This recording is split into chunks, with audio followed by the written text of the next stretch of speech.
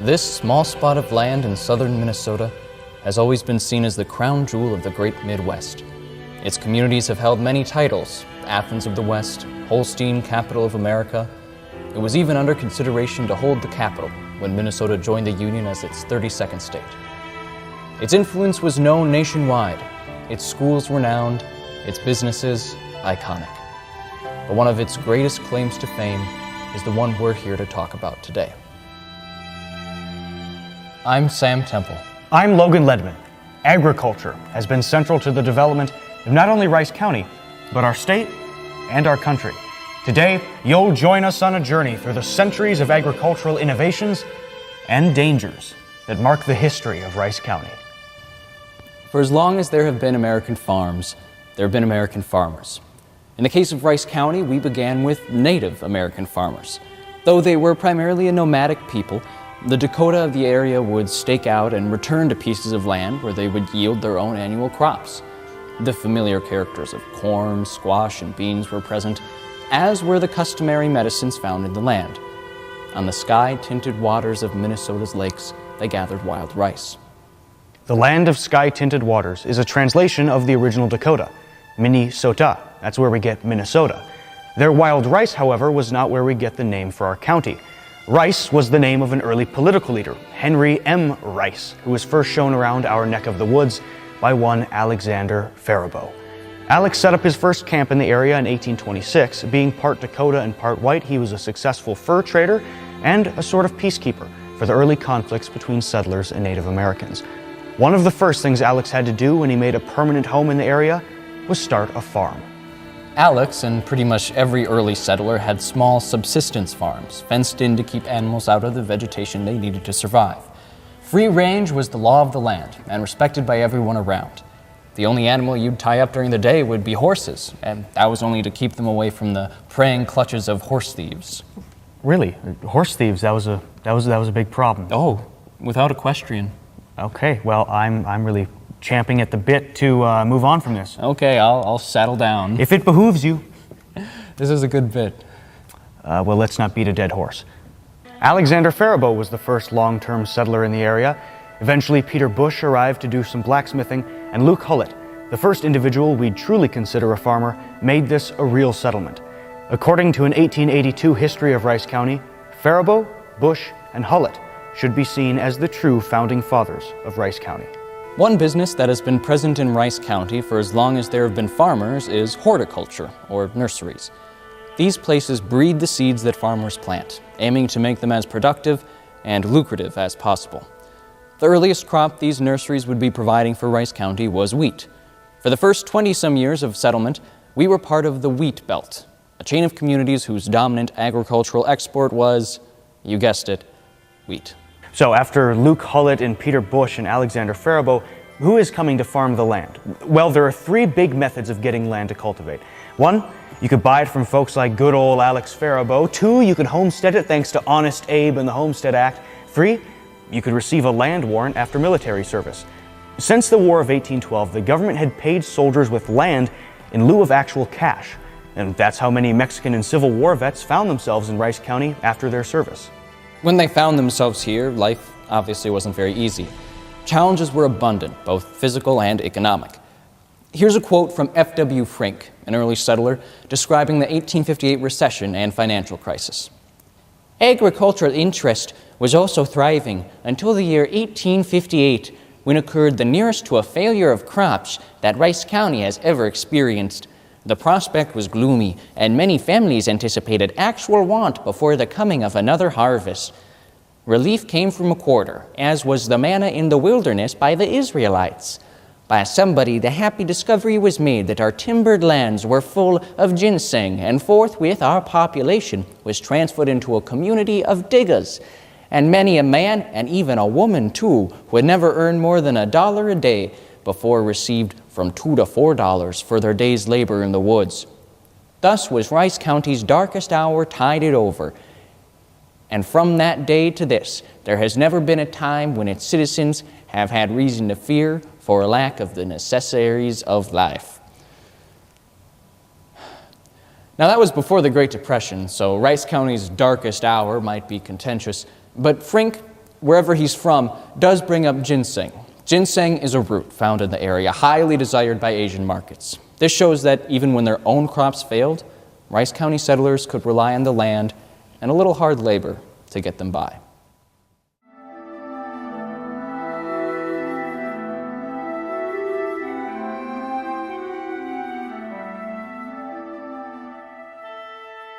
The Civil War broke out in 1861. This war was, in many ways, intrinsically linked to agriculture. After all, it was a war about slave labor predominantly found on southern farms and plantations. Minnesota had little to no reliance on slave labor in our fields, so we were able to provide for the defenders of our Union.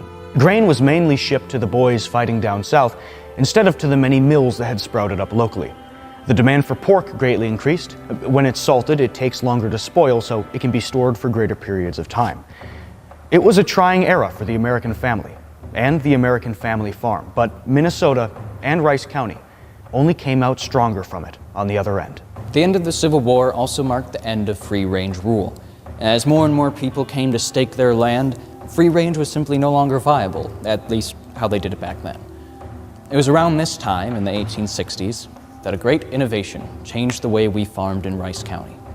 Steam power increased productivity and capacity for harvest like never before. Blacksmiths and foundries toiled away at improving plow and grain binder technologies. As the yield of wheat went up, so did the amount of buyers looking to nab the best crop. Rice County farmers didn't only have some dozen local mills to sell to, but larger ones from big port towns like Hastings were eager to buy. Faribault's own Walcott mills bought wheat left and right and were eventually able to distribute their final product through another great technological progression, the cross-country railroads. Sadly, the reign of the wheat belt came to an end in about 1875. Unfortunately, many farmers didn't diversify their crops, and after 2 decades of wheat, the soil was relatively shot. That's when Rice County once again showed its ginseng-esque adaptability and forged ahead through the challenge. They surmounted the morphing market by turning to livestock. In the 1880s, bigger, stronger breeds of horses made their way to the area and came to be bred in Rice County. They were a valuable international export. The more lucrative livestock animal of choice, however, was the creature of our colleges and contentment: cows. Ah, the bovine of beauty. They are utterly stunning. I always hoped to spot them. They really dangle my bell. Okay, we're milking it. Moving on. Steering us right back on track, cows really were a big deal to farmers in Rice County.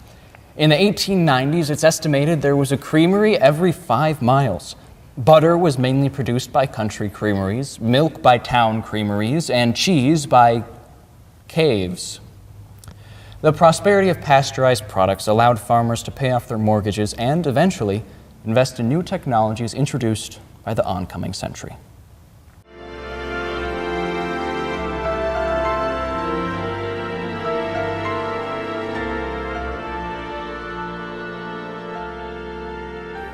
With the turn of the century came a transformation of the very fabric of daily life.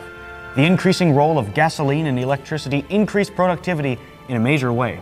With gasoline came tractors. With tractors, the amount of work a single farmer could accomplish was magnified greatly. As these technological breakthroughs slowly spread, agriculture was changed forever. The changing world of farming, from hand labor to horse-drawn plows to machines, had entered the modern era. That was great. It took a good while for electricity to make its way to the country, with many places taking until the 30s or even later. But electricity was barely enough to help farmers survive the effects of the Great Depression and the Dust Bowl. Government took an increased role in regulating agriculture as the nation reeled from economic ruin.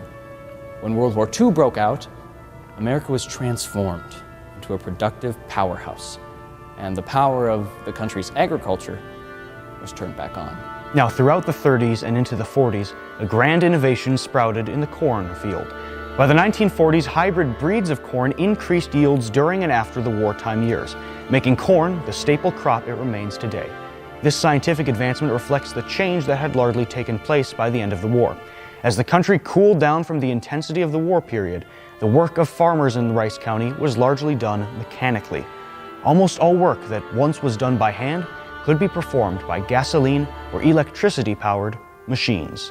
An explosion of agricultural innovation took place in this period. The growth of soybean farming in the late 50s provided protein for the many cows being bred. In the 60s, the Green Revolution began. The widespread use of chemicals such as insecticides and herbicides, agrochemicals, and chemical fertilizers made large-scale farming possible. Today, that revolution continues.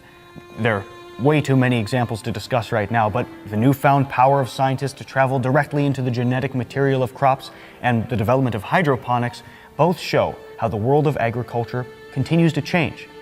And with these developments have come an increase in jobs reliant on agricultural science. From satellite farming to self-driving tractors, someone needs to be able to repair, run, and program the new technology coming to American farms.